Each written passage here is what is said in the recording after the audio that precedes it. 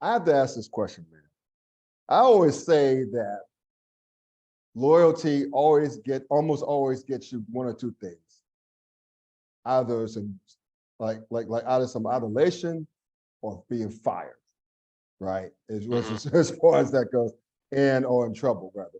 And it seems like Dabo Swinney's loyalty to DJ or DJ U, as I call him, I can't pronounce the last name.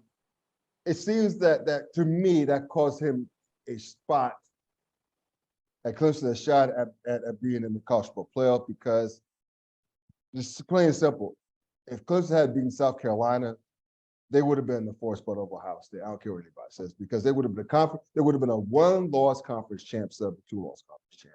Yep. So that would have gotten them above Alabama, Tennessee. That would have gotten them out of the equation, and Ohio State, because Ohio State got boat raced at home the very last game of the regular season, and they didn't even compete for their conference title.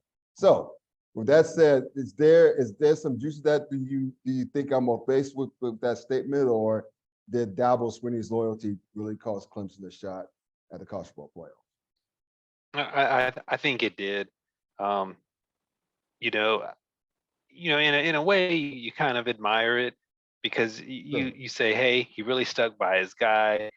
He tried to do everything he could possibly do to make DJ Uiagalelei a successful quarterback at Clemson. Mm-hmm. He stuck with him. When DJ struggled, he didn't cast blame. I mean, he really tried to make him the guy, and it just didn't work out. And I do think it cost Clemson a playoff spot, because I know that North Carolina is suspect on defense. There's no question about that. But DJ wasn't moving the ball on anybody right now. I mean, he was struggling to put drives together at all. I mean, even against North Carolina, it was 3 and out. First drive, ball in the ground, 2-yard pass, and then he missed a wide open receiver. And as soon as Klubnik comes in, I mean, the offense is as dynamic as we'd seen the entire year, save that Wake Forest game where DJ was really good. And I mean, he just it's just different when he's back there. I mean, he scans the field better. He looks more polished. He moves his feet. He keeps his head up.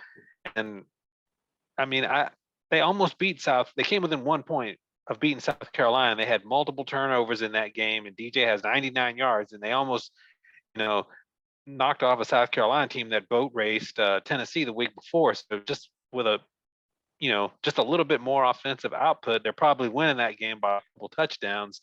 Right.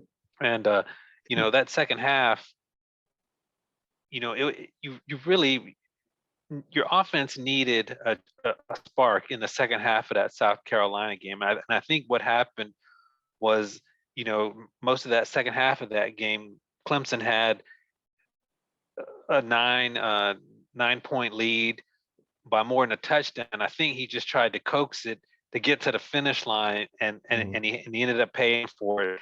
So I mean, Dabo, he's one of the best coaches in the country, but I think if he really would sit down, he'd probably say, yeah, I messed that one up.